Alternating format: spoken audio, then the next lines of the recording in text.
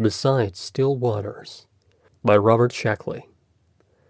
When people talk about getting away from it all, they're usually thinking about our great open spaces out west. But to science fiction writers, that would be practically in the heart of Times Square. When a man of the future wants solitude, he picks a slab of rock floating in space 4 light years east of Andromeda. Here is a gentle little story about a man who sought the solitude of such a location. And who did he take along for company? None other than Charles, the robot. Mark Rogers was a prospector, and he went to the asteroid belt looking for radioactives and rare metals. He searched for years, never finding much, hopping from fragment to fragment. After a time, he settled on a slab of rock, half a mile thick. Rogers had been born old, and he didn't age much past a point. His face was white with the pallor of space, and his hands shook a little. He called his slab of rock Marta, after no girl he had ever known. He made a little strike, enough to equip Marta with an air pump at his shack, a few tons of dirt and some water tanks, and a robot. Then he settled back and watched the stars. The robot he bought was a standard model all-around worker, with built-in memory and a 30-word vocabulary. Mark added to that bit by bit. He was something of a tinkerer, and he enjoyed adapting his environment to himself. At first, all the robot could say was, "Yes, sir," and "No, sir." He could state simple problems. "The air pump is laboring, sir. The corn is budding, sir." He could perform a satisfactory salutation. "Good morning, sir." Mark changed that. He eliminated the sirs from the robot's vocabulary. Equality was the rule on Mark's hunk of rock. Then he dubbed the robot Charles, after a father he had never known. As the years passed, the air pump began to labor a little, as it converted the oxygen in the planetoid's rock into breathable atmosphere. The air seeped into space, and the pump worked a little harder, supplying more. The crops continued to grow in the tamed black dirt of the planetoid. Looking up, Mark could see the sheer blackness of the river of space, the floating points of the stars. Around him, under him, overhead, masses of rock drifted, and sometimes the starlight glinted from their black sides. Occasionally, Mark caught a glimpse of Mars or Jupiter. Once he thought he saw Earth. Mark began to tape new responses into Charles. He added simple responses to cue words. When he said, "How does it look?" Charles would answer, "Oh, pretty good, I guess." At first, the answers were what Mark had been answering himself in the long dialogue held over the years. But slowly, he began to build a new personality into Charles. Mark had always been suspicious and scornful of women, but for some reason he didn't tape the same suspicion into Charles. Charles' outlook was quite different. "What do you think of girls?" Mark would ask, sitting on a packaging case outside the shack, after the chores were done. "Oh, I don't know. You have to find the right one," the robot would reply dutifully, repeating what had been put on its tape. "I never saw a good one yet," Mark would say. "Well, that's not fair. Perhaps you didn't look long enough. There's a girl in the world for every man." "You're a romantic," Mark would say scornfully. The robot would pause, a built-in pause, and chuckle a carefully constructed chuckle. "I dreamed of a girl named Marta once," Charles would say. "Maybe if I would have looked, I would have found her." Then it would be bedtime. Or perhaps Mark would want more conversation. "What do you think of girls?" he would ask again. And the discussion would follow its same course. Charles grew old.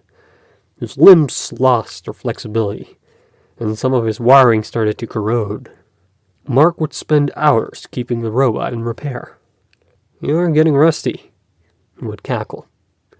"You're not so young yourself," Charles would reply. He had an answer for almost everything. Nothing involved, but an answer. It was always night on Marta, but Mark broke up his time into mornings, afternoons, and evenings. Their life followed a simple routine. Breakfast from vegetables in Mark's canned store.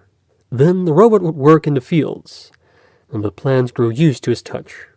Mark would repair the pump, check the water supply, and straighten up the immaculate shack. Lunch and the robot's chores were usually finished. The two would sit on the packaging case and watch the stars. They would talk until supper, sometimes late into the endless night. In time, Mark built more complicated conversations into Charles. He couldn't give the robot free choice, of course, but he managed a pretty close approximation of it. Slowly, Charles's personality emerged, but it was strikingly different from Mark's.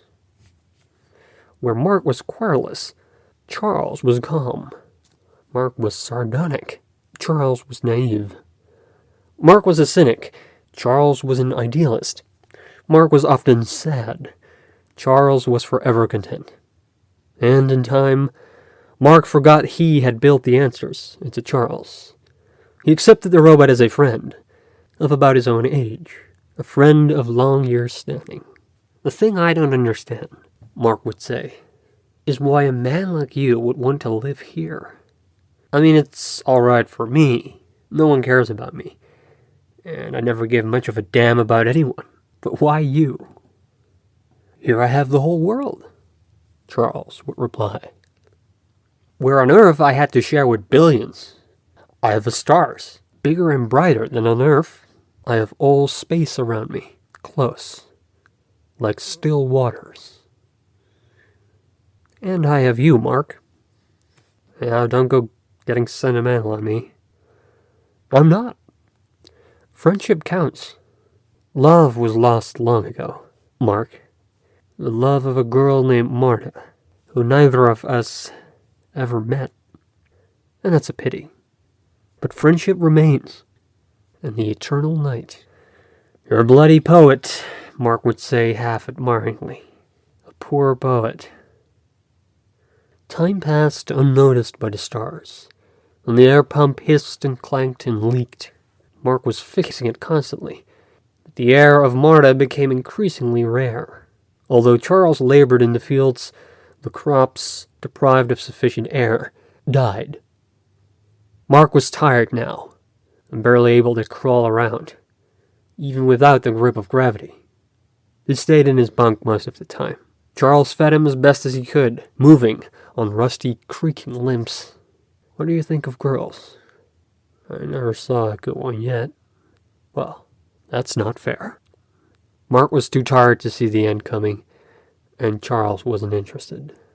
But the end was on its way. The air pump threatened to give out momentarily. There hadn't been any food for days.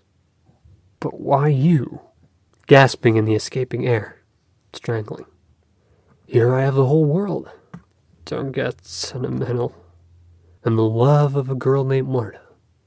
From his bunk, Mark saw the stars for the last time. Big, bigger than ever, endlessly floating in the still waters of space.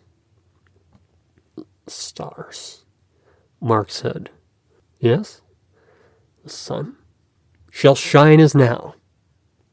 A bloody poet. A poor poet. And girls? I dreamed of a girl named Marta once. Maybe if... What do you think of girls and stars and Earth? And it was bedtime. This time forever. Charles stood beside the body of his friend. He felt for a pulse once and allowed the withered hand to fall. He walked to a corner of the shack and turned off the tired air pump.